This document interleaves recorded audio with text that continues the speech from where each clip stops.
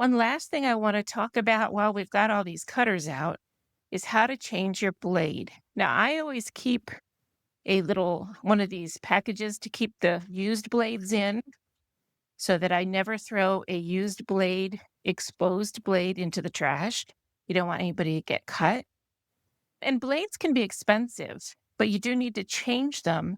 As soon as you notice that you're getting threads that aren't cut all the way through, first check to make sure it's not your mat that's the problem. Sometimes scratches on your mat can cause that. But if your mat's okay, it might be your blade, which means it's time to change it. Your blade should just run through the fabric like butter.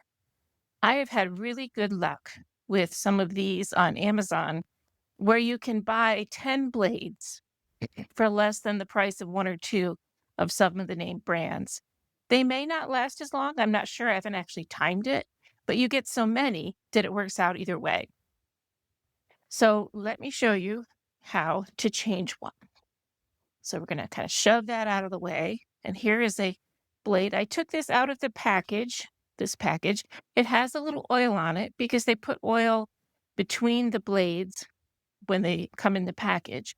Now I'm going to take this apart. Now the important thing when you do this is to keep everything in the right order.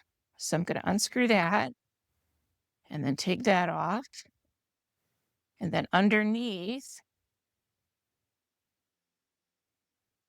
I'm going to pull that off. And the blade kind of stuck there. All right. And I'm going to go ahead and wipe this. Here, I'm going to, should have had another paper towel here. We're going to wipe that off.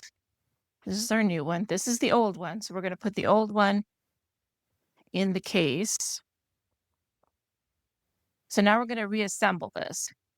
So we're going to put the new blade here.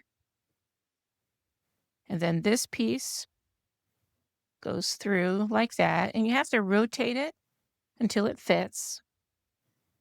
And then you put this little guy on. And again, you have to rotate it till it drops in place. And then we put our little end piece on it. And there we go. Easy peasy. And this is going to cut really well.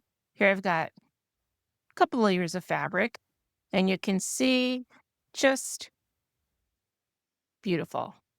Your rotary cutter should go through the fabric just that easily. If you're having to push really hard or your arm is shaking, which sometimes happens when mine start to get too dull, or it won't go through multiple layers, go ahead and change your blade. It's really worth it.